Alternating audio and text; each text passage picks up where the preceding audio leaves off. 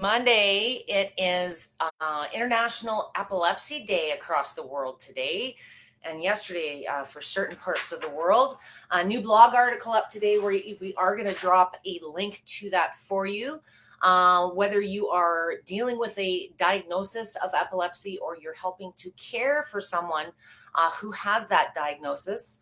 I got a big smear on my glasses. I want to talk about some of the stigmas. There's kind of in my years of being on a vibration machine, which is my background, epilepsy years ago used to be one of those big contraindications. No, you can't use a vibration machine. And as I've grown and experienced over the last decade and a half, I've learned that contraindications and many of the conditions on them are really sometimes just a lack of understanding. When a new technology is out and a condition that isn't maybe necessarily understood well combined, there's usually not a lot of science or direction, and it's the anecdotal and the experience of those of you that are using vibration plates, massage guns. Like many of you are knowing the benefits of these devices that Life Pro offers for your care. If you are joining me today and you do have a diagnosis of epilepsy or are caring or have a relationship with someone who is dealing with this diagnosis, I want to hear from you today. I'd like to share some tips and some experience from my time in dealing with these conditions. And for those of you that don't really understand what epilepsy is or don't have a lot of experience with someone who has been dealing with it, I want to, in the spirit of International Epilepsy Day, I want to kind of talk about some of the stigmas around this condition. And I think once you kind of understand the difference between a condition and a symptom, that's a joke for those of you who have epilepsy, you will get that. But there's a very big difference between being diagnosed with a condition and a symptom that the body is presenting. Symptoms are often universal between lots of, fatigue. If you're sick, you have fatigue. So any condition out there on the planet, fatigue is generally a symptom. So when we start talking about things like seizures and some of the symptoms associated with this condition, there's a bit of a stigma, and I want to make it very clear today that there is a very fine, a big black line in differences between the condition itself and the symptoms that condition may present, which is going to vary for each of you. So I have a few notes to get all the details on what I rambled about with Epilepsy Day. I'll ask you to go to the blog. Jen has been kind enough to drop that today. There's a few more stats in there, and if you are looking at creating some awareness or you wanted to share some information specific to International Epilepsy Day, they've got some really fun stuff going on Twitter today. You can access the main organizer for the event through the blog article. You'll see some links there, and then there's some templates you can use on Instagram and those types of things. So International Epilepsy Day, and believe it or not, epilepsy is probably one of the world's oldest recognized medical conditions. I took a snoop on PubMed looking for a definition, and we'll get into that rat race here in a minute.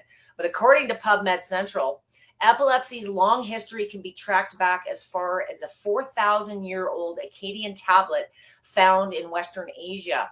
Inscribed on this tablet was the description of a person with his neck turning left, hands and feet were very tense, eyes were wide open, and from his mouth froth and flowing from him, with him not having any consciousness. So for those of you that deal with epilepsy and some of the extreme symptoms with it, this kind of describes perhaps a seizure or a grand mal seizure. This is going back as far as 4,000 years. I'm never surprised, because guess what? We've had a central nervous system for 4,000 years too. So epilepsy isn't one of those things that you're necessarily born with. It's not necessarily a hereditary thing. Let's get into some of the details of how can a person develop epilepsy. There are many potential ways that it can develop: abnormal brain activity, imbalance in our neurotransmitters, which are the chemicals inside our brain, developmental disorders of the brain, a head injury or an illness that has caused brain damage, tumors, strokes, aneurysms, any combination of these. In the majority of cases, there will be no detectable cause for the epilepsy. I'm going to turn my dinger off. So, a head trauma, there's lots of different reasons that epilepsy can present itself later in life. But everything I just talked about was talking about the brain. There's something going on with the electricity and those signals within our brain. And extreme symptoms, let's talk about regular symptoms first. Mild symptoms, they can present something as simple as a twitch, stiffness in muscles. Perhaps there's a pattern to these types of things, losing awareness or seeming lost in a thought, or unable to snap out of it. Strange or unusual sensations, perhaps tingling of the arm. Again, pay attention to patterns. Legs, abnormal swells, and sometimes the taste and the smell. Your senses just in general are off. Extreme symptoms, and this is where we get into some of the stigmas. More common things are these uncontrolled, or in extreme cases, grand mal seizures, losing awareness or consciousness completely. And there's a risk to this. When you're not in control of your central nervous system and you're having violent muscle spasms, what if you're driving a car? What if you're laying on the ground? So, part of the stigma is, a lot of people living with epilepsy are living completely normal lives. They drive cars, they go to work, they go on vacations. But the symptom of that grand mal or the seizures is very often associated. And I want to make it very clear that the seizure is a symptom. So we're going to get into symptoms. And one of the big ones I want to elaborate a little bit on is seizures. And there's a lot of stigma before I even get anywhere near the vibration plate. Many people would never consider exposing themselves to vibration or light therapy because some of these things can trigger seizures, or so it is believed that they can trigger seizures. So I want to explain this first. I deal with a lot of epilepsy in my cerebral palsy group this morning. If the family that posted, I had a seizure for 24 minutes with one of my 3-year-old little girls in my cerebral palsy group. It was not related to the vibration machine, but very often when you're starting a new exercise, a new therapy, a new something, and you are dealing with epilepsy, it's a change. And if you find in your experience with your symptoms, there's things I like to talk about called patterns. I've mentioned it, dropped that bomb a few times, but sometimes with your symptoms, there are things as we get into the seizures.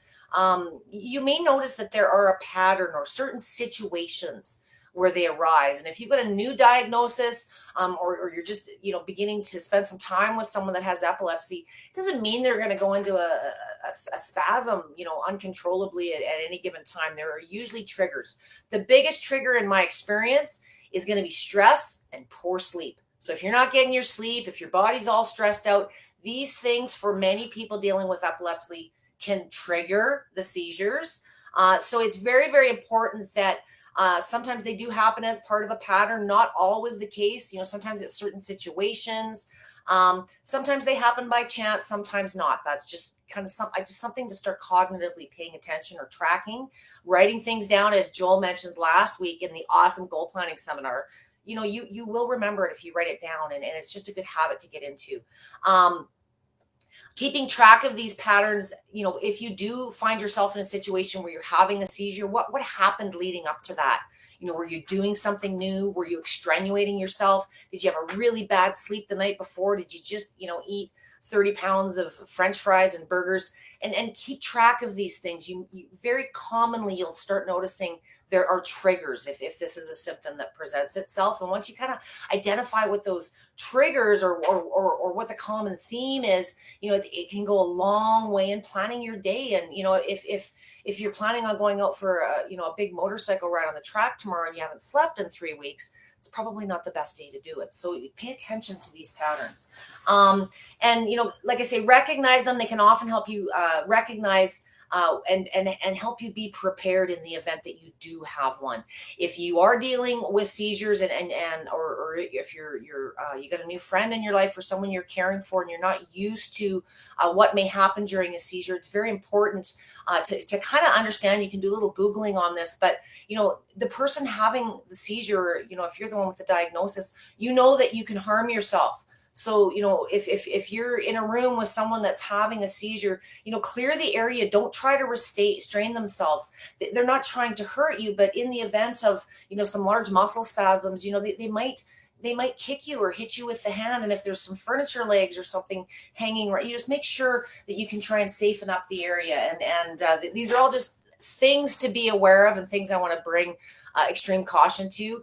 I will say for the 15 years I've been putting people with epilepsy and other, there's other things that cause seizures, concussions, all kinds of head traumas, and people that are just dealing with illness in general. And I've dealt with a lot of people with epilepsy, and I've never been. One time when I was in a bank, working as a banker, a lady did have a seizure, not in my office, but it's the only experience. It's not an everyday common thing. And those who are living lives with epilepsy and keep track of the things I'm talking about tend to be pretty intuitive as to how to manage their situation and the triggers that may lead to those extreme situations. So the big point I want to come back to is epilepsy is not a seizure, and seizures are not epilepsy, but there's a lot of stigma, and the big part of what International Epilepsy Day is about is to bring some awareness to the fact that they are not the same thing. I've got somebody, hi, Mary Beth from Wisconsin. So if you know someone with epilepsy, and you're supporting them, or you know a lot about this condition, today is the day to go to Instagram, Twitter, our page, and hashtag epilepsy day, and share some success stories. If you are managing at home, one of the things I want to branch off into now is self-care. So if you are dealing with epilepsy, if you are living a life or caring for someone with epilepsy or any kind of medical condition, Debbie's big lecture today, of course, again, is about self-care. Self-care can go a long way towards our mental and our physical health as individuals. And very often, especially when we're stressed out and we got too much on the go, we tend to put ourselves in the back seat. And if you are dealing with epilepsy, the worst thing that you can do is get yourself stressed out, run down, and not have good sleep, because this may not necessarily mean that you're going to have a seizure, but your muscles, muscle spasms and tightness are a really common condition with this. And, you deal with lots of extra aches and pains, and it just affects your everything.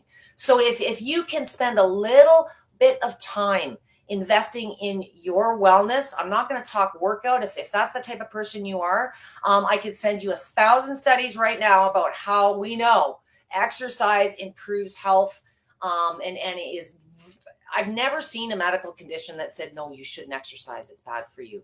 How you choose to exercise, whether it's a vibration machine, a treadmill, going for a walk, going for some aquasize, is really very much a personal choice. But there are, of course, some advantages to using a vibration machine. That's why I'm talking to you today.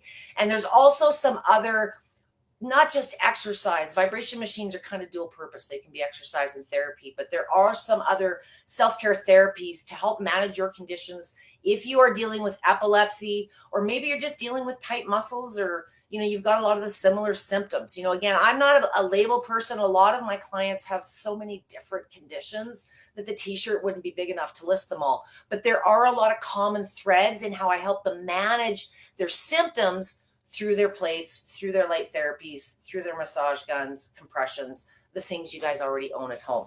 So a couple of things I just want to talk about is triggers as I go over to the machines. Vibration machines and vibration used to be believed to be a trigger because they induce muscle activity. Unless your muscles are dealing with a lot of tension, the only caution I would present, and it wouldn't be because you're dealing with epilepsy, it would be because you're dealing with any medical condition, is don't push yourself and overdo it if you're not feeling yourself, okay?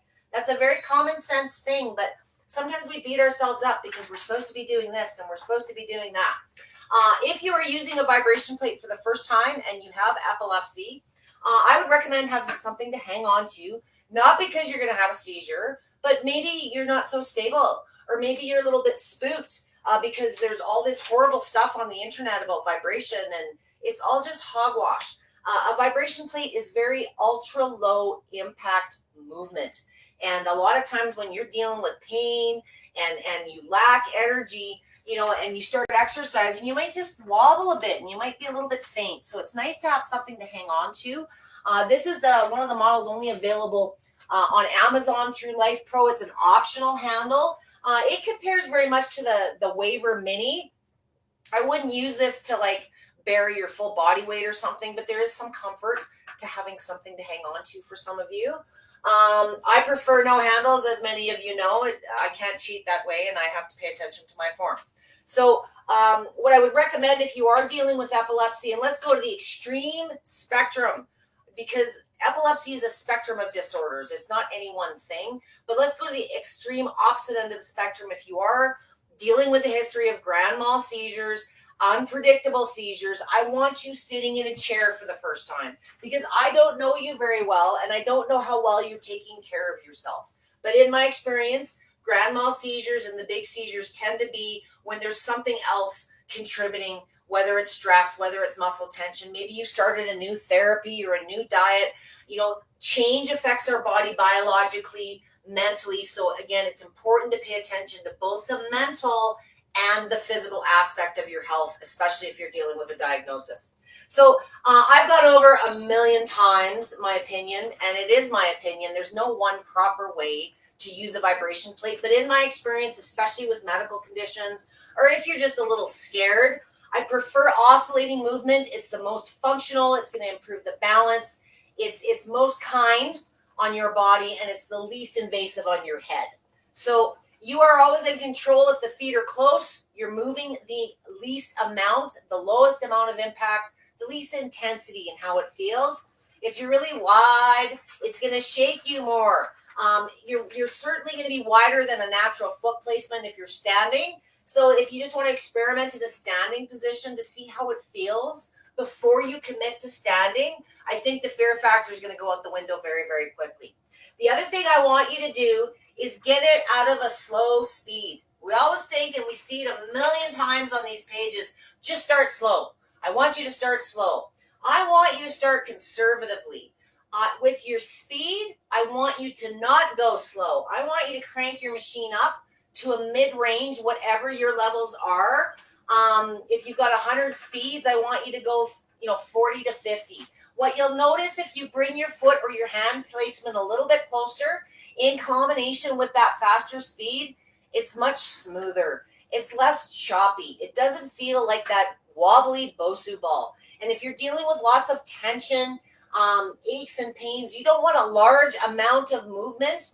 You just want relief. So you're going to get a lot more done in less time, going faster, but modify the foot placement. If this is not scaring you and you're feeling comfortable, I would like you to try standing.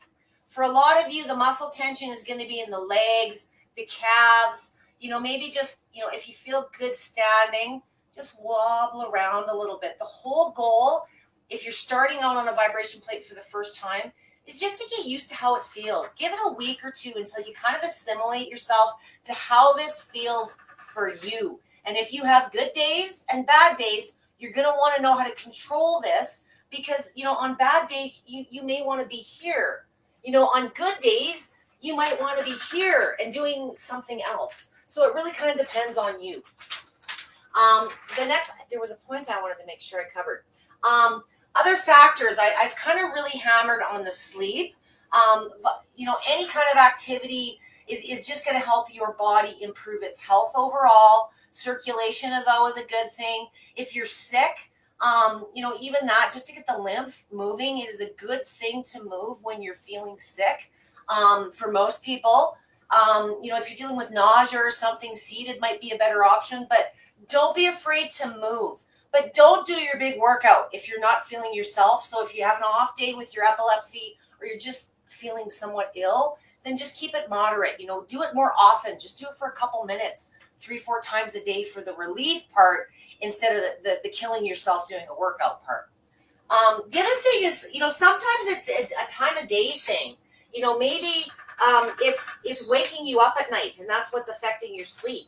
Maybe it's during the day all the time, and you get good sleep. These are other things that I want you to be monitoring as far as, any patterns that you may recognize.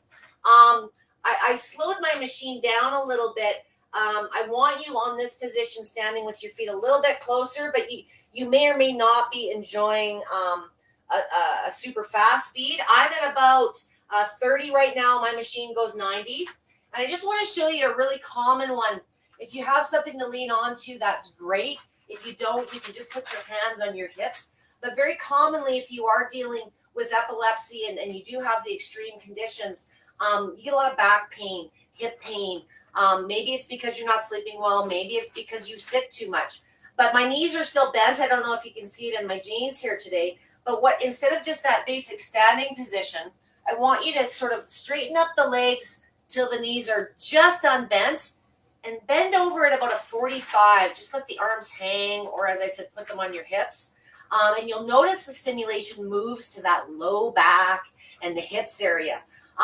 Maybe you've got tension on one side more than the other. You can shift your weight to the left or shift your weight to the right. Maybe you try a little bit of the pelvic tilt the bum forward, tilt the bum. It's kind of like a standing cat-cow.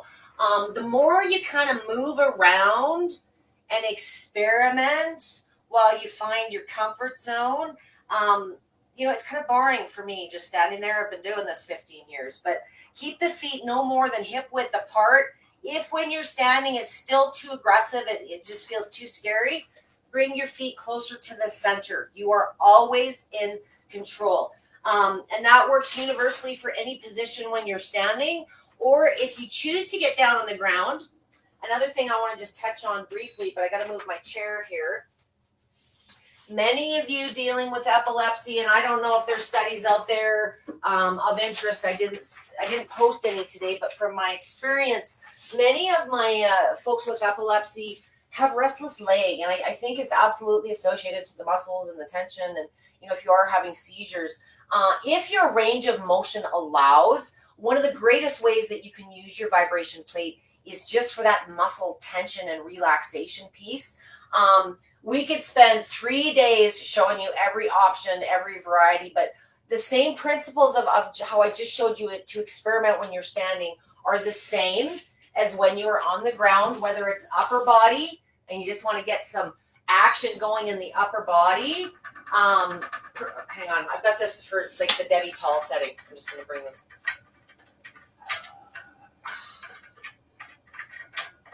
2 seconds. It adjusts much taller. I know I'm going to whack my head on it. So I like to recommend, if you want to get some looser stuff going on in the arms and the shoulders, same principle applies. Start with your hands closer to reduce the amount of intensity, but line your shoulder up with being above the palm of your hand. If your head is just above your hands, you're going to get the most head shake, the most vibration. So push your body at the hips just slightly forward, so there's a good line with the elbows and the hands. And you'll notice it gets into the neck, the shoulder blades. Maybe you do some shoulder rolls, some more of those cat, cow. Just experiment again, and you'll learn how to send the vibration to where those aches and pains are. Okay, back to the restless legs. So that's an upper body massage. If range of motion allows, and you can get the body part on there, it's totally up to you whether you want to do it or not. But I'm going to give you a few examples. The calves are a real hot spot of tension, not only with epilepsy, but with a lot of different medical conditions. It's Heart and Stroke Month, I think. So for those of you that are dealing with heart health issues, strengthening the calves and massaging the calves really, really help improve the blood flow in the feet and the legs. You've got all this distance for your body to pump the blood back uphill to your heart. And if you're dealing with lymphatic or circulatory issues, and you've got a lot of muscle tension or scarring on top of that, your body can use a little help. And if range of motion allows, a craft massage is a great way to just release tension. If you want to add a little bit of a stretch, you can sort of pull your toes towards you. You can really, really feel that from the Achilles right up to the back of the knee there. If you're dealing with bad knees, one of the symptoms with epilepsy as well is swelling, and some of my clients do notice pooling in the ankles and the knees. I've got my trusty dusty pool noodle that I've cut in half. I like using softer density foam rollers, not your physio noodles. When you add the vibration, this is a more comfortable tool, The reason I use these is your ankles and the backs of your knees do not lay flat on the plate. So if you want to hit your ankles, lay this across the plate and just drape the Achilles across there. You can still do your stretch, maybe roll the ankles like some windshield wipers. You can also move up, and this is what has kept me out of surgery for like 20 years, is my knee massage. So I just wedge it under the back of my knees. Depending on the size of your plate, you might find your calves and your knees, or your knees and your thighs. But I'm just using I wanted to use a small budget plate today because I know times are tough, and this is what many of you are using. So you're really, as I always say, only limited by your imagination and your range of motion. If you are dealing with weakness in the knees or the ankles and you're working on some physio or some therapy or even just tight muscles, you may want to do some rotations where you're lifting and try to stretch those calves and then relax, lift and point. You'll feel that in the shins. If you got a massage gun and you're out of time, combine your tools. This is a great way to save time and effort on your part, especially if you deal with fatigue. So a lot of times if it's really bad and I wore stilettos or something the night before, I'll massage those specific muscle groups that are bugging me while I'm doing the back of my knees on the machine. Why not? It's going to reduce your self-care time. So combine where it makes sense to do so. Okay. The next thing is especially the backs of the thighs, the hamstrings. So you can just sit yourself up on this. Again, this is a small plate, so my butt cheeks are hanging off the end. You want to make sure that there's two ways that you can do this. I'm about 5'10", so my whole thigh does not fit on this machine. You might need to do it in 2 reps, but this would be kind of from the back of the knee up to the 3/4 of the way up my thigh.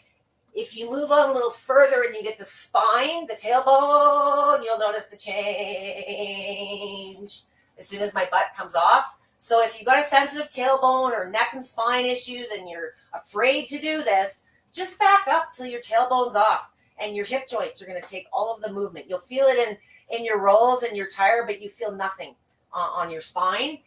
There's no reason to be fearful when you're sitting on this, and I've got the buttons in front of me, so my bum's not like speeding it up and turning it off.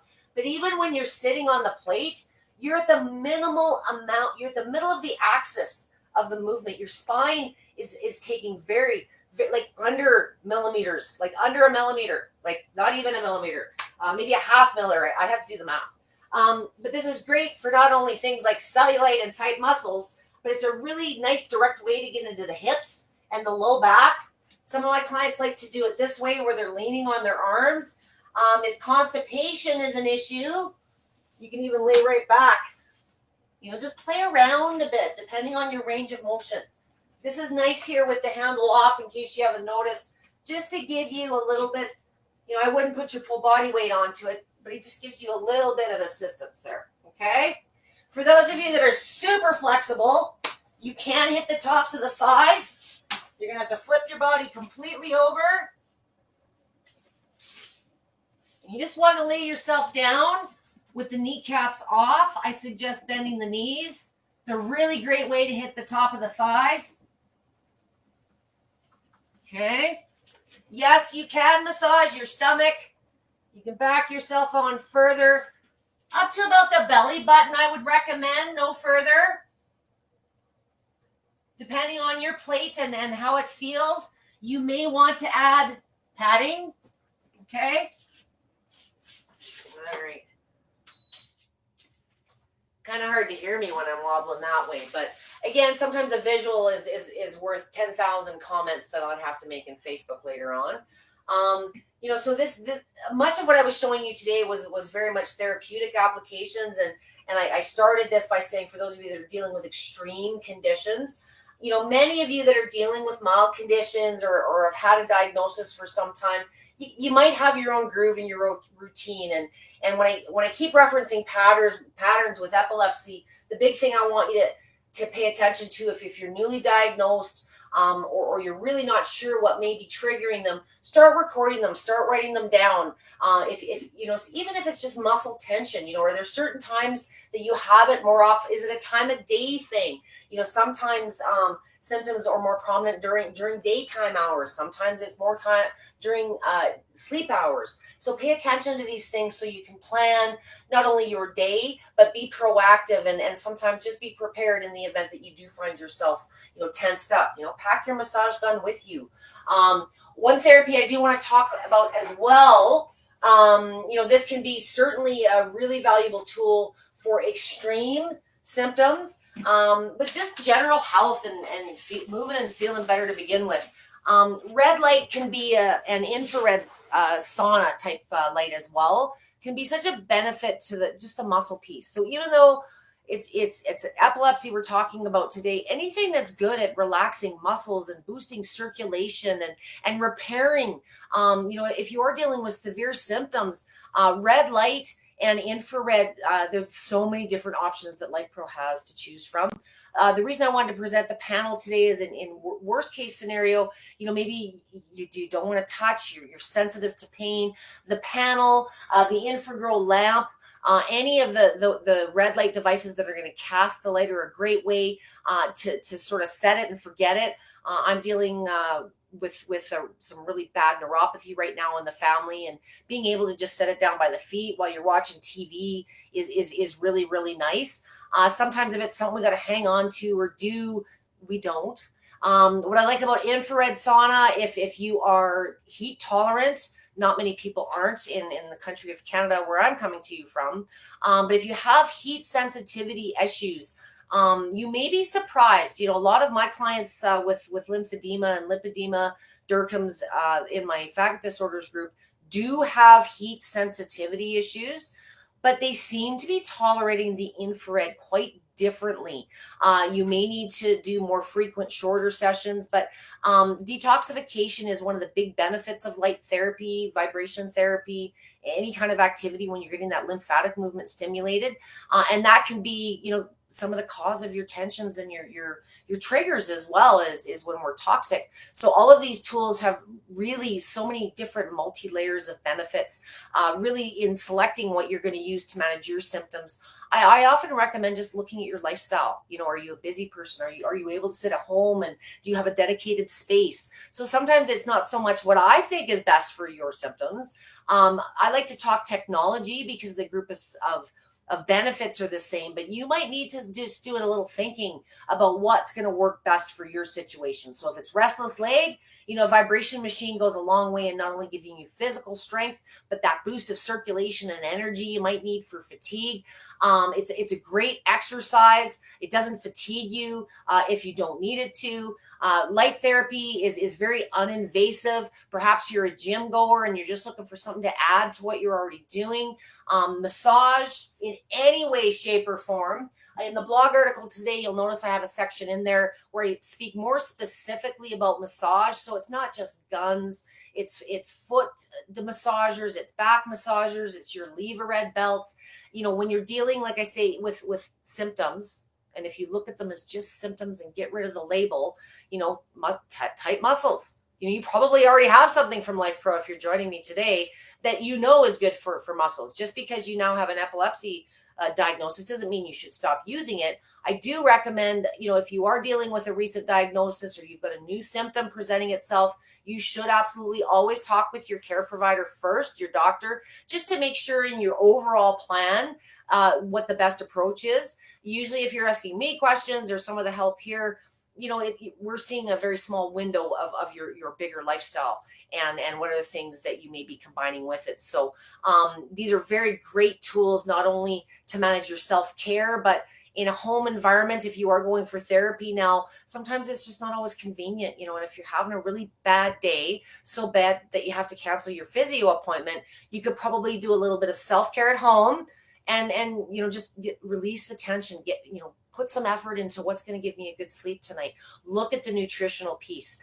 There's lots of things that you can do. And by doing these things, it's very empowering, being able to provide your own relief and your own solutions. And, that helps mitigate the stress and, on and on and on. So, circling back to where I kind of started, it's very important whether you're dealing with your own diagnosis of epilepsy or if you're helping, care or living the life of with someone who has this, understanding symptoms are different than a condition, and how to manage and identify those triggers really, puts you so much more in power of your situation. So the big thing today, again, it's Epilepsy Awareness Day, International Epilepsy. Everybody around the world, I want to see hashtag Epilepsy Day. If you're joining me today, I'm going to get to questions very, very closely, very soon here. I see I've got a few. And any questions, if you are dealing with epilepsy, if you're looking at incorporating any of LifePro's tools, there's lots of experience here. Please reach out if you want to talk to me specifically. Tag at Debbie with a Y to make sure. Sometimes you get 200-300 comments going on this page, and I didn't see that you tagged me. So please make sure that I know that you did. And for those of you that are seeing this recorded later, if you do have any questions, I always encourage you, if you want to make sure you don't miss events, that as soon as you get the notification, make sure you interact, say you're interested or you're going, make a comment if it's on the VIP page. And if you can't make the session and a question comes up throughout the course of you watching it, again, I invite you to just tag me and I'll help you out wherever I can. So back at the blog, Jen was kind enough to post a link earlier. I do want to mention, of course, that tomorrow is the biggest heart day of the year. It's Valentine's Day tomorrow. So if you haven't bought anything for your sweetie yet, in certain states, you can probably still get something, maybe, but why not buy something for yourself? Maybe you know what you want and you can just put it on a card and say thank you. But yeah, there's a really good deal on a massage gun. I just bought one for my son. And there's some other really great tools in there as well. The model that I'm using today, this is not a Theragun. Someone's looking at a Theragun. Where's my massage gun? This is a LifePro. I own Theraguns, but they're entirely too expensive. And I really, to be honest, side by side, don't feel that the value for the price is there in comparison to my LifePro tools. This is an older Sonic Light model. I don't believe this model is sold. This is like the first one I ever got from LifePro. So it's like nostalgia. I'm going to die if this thing ever dies, because I don't know, it's just, I'm a creature of habit. But I also have the Sonic LX Pro, which is probably my personal favorite. If I have someone willing to do my neck and my shoulders, I like lots of pressure. I have very, very high tolerance. So I like the big gun in my neck and my shoulders and my hips. I also have the Dyna Mini. And the reason I love the Dyna Mini is it's little and sometimes, it's a good general use. It doesn't have as high an amplitude. So its intensity isn't as tough. Just like when you're on the vibration machine, the faster the speed, the less intense that it is. So, but the distance that the massage gun drives is different, just so you know. So that's something to consider if you're 60 pounds and you're very sensitive, go with a lower amplitude. So I've got different guns because they do different things and they have different feels to them, depending on what I'm doing, whether it's myself or someone else as a coach. So if I were to recommend the best, probably general use without breaking the bank, the Sonic is in my opinion, kind of the workhorse of the lineup. You can't go wrong. I know hundreds and hundreds of people using the Sonic. You get into the LX and some of the other ones, and they do get a little bit bigger. Think about the size of your grip. There's different things to think about, and we've done other sessions on massage guns. But massage in general for epilepsy is a really good way to spot target tight spots and tension, especially if you're managing pain. And maybe you're on the go. Maybe you can't be at home doing what you need to do just because Debbie told you to. Maybe you're in an office environment for 12 to 4. Maybe you're out on some mountain working on a rig. So a massage gun is a really good portable spot treatment, kind of general use. And you'll notice just by using your massage gun, one thing nobody talks about enough is your grip strength. For those of you that are dealing with grip strength or tension in the hands, just hanging on to this thing. It's not a workout. It's therapeutic. So just by hanging on to it, if you do lack strength, just get into the habit of hanging on to your massage gun, and you'll not only get relief, but you're going to improve the grip strength, as I said. So I'm going to scroll all the way down here. I see that my gal Jen has posted the blog article. Thank you very much. Hello again, Mary Beth from Wisconsin. Hello, Kim from Campbell River. I hope you are doing well. Facebook user back video dropped. Oh, I hope you are back with us. Video keeps dropping. I'm not sure why that would be.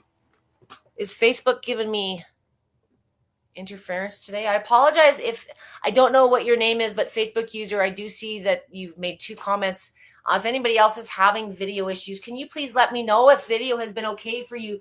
Please also just let me know so I can get some feedback back to the restream people here.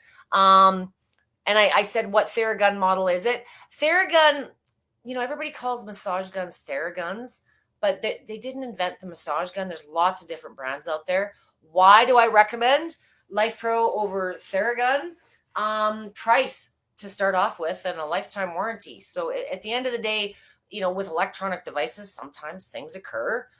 It's not uncommon to have, faulty battery or a bad wire. It's not common, but it does happen from time to time, or maybe you've dropped it on the floor or backed over it with your truck. There's that kind of thing too. So I love that Life Pro stands not only behind its customers with all the support that they provide to their members, but they do have a lifetime warranty. Just make sure you register your product within the first week of receiving it, and they'll give you that as the add-on as well.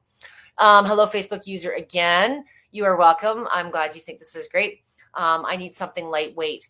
I would suggest the Dyna Mini, and I think there's also a Flex one, and I have a code LYMPH, LYMPH, if you want 10% off any regular priced items. You can't combine my discount with other promos, but there's a smaller one that snaps out into, it's got a joint in the middle where you can straighten it out.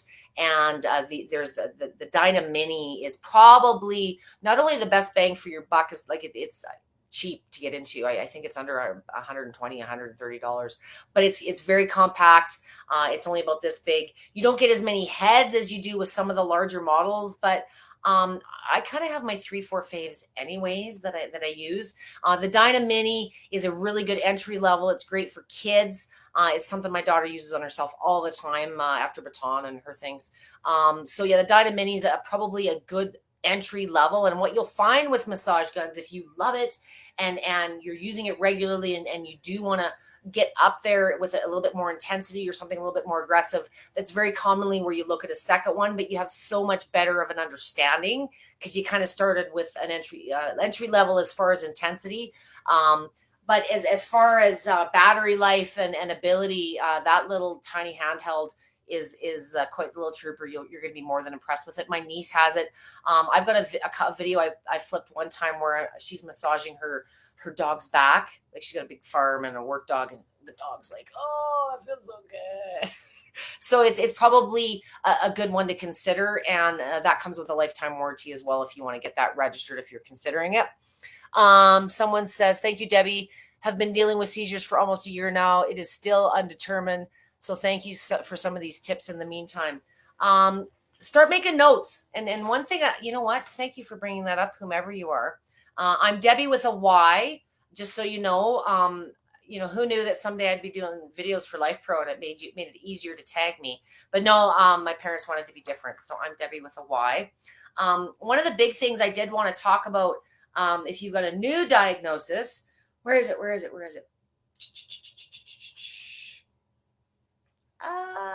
Maybe it was in the blog article.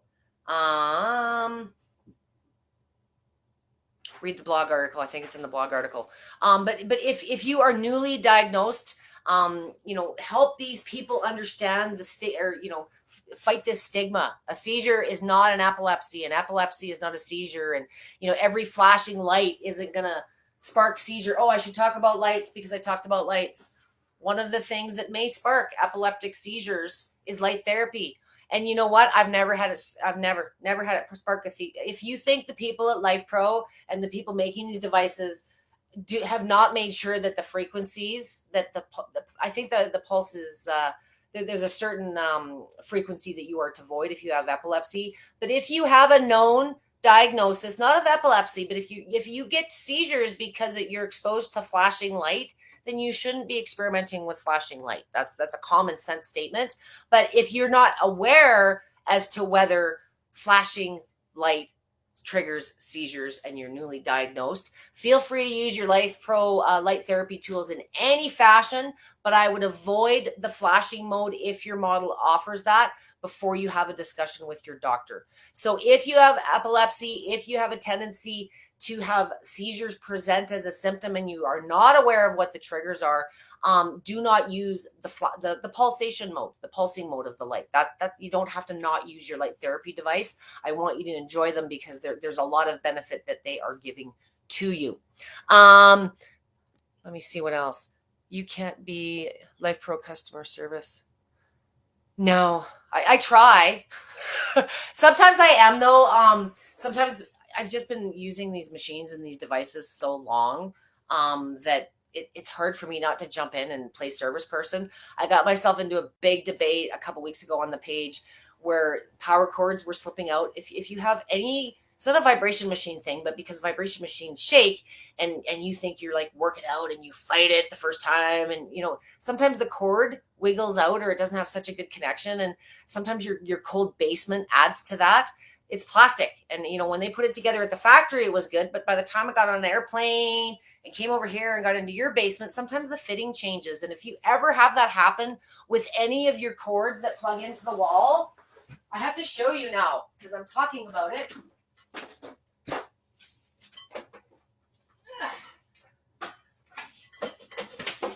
At least I didn't hit my toe. If you take this end, the end that goes into the machine, and take a piece of electrical tape out of your husband's toolbox or my toolbox or your toolbox if you're somebody like me, and just put a layer of electrical tape around the outside edge here, and it'll fit snugger into the machine and it'll give it a little grip. And I have abused my machines 8 to 12 hours a day in a studio basis, and I've never had a cord slip out once I did that. And I had that happen with $14,000 German medical devices that I imported. So it's not a machine thing. It's just a nature of, it fit at the factory, and by the time it came home, the environment changed. So that's my little tip on that. So as long as I don't use flashing light mode, I can continue using my red light therapy. And I have vetted this. So if you want to go about 15 pages into Google and prove me wrong, I see no reason. It is a contraindication, but I want to stress contraindications vary with manufacturers. And sometimes a contraindication is just something a company isn't experienced enough or just doesn't really want to support. So, it used to be the same with there used to be rheumatoid arthritis used to be a contraindication on vibration machines. And to me, I never got that. Why? That makes it's probably the best thing for rheumatoid arthritis. And it's my experience with epilepsy, to be honest with you. It can be a very soothing, very grounding feeling for my clients. I deal with a lot of pediatric epilepsy, so very little kids that are barely standing anyways. And if anything you can do to relax your mind and your body is going to reduce the chance of symptoms, whatever those symptoms are.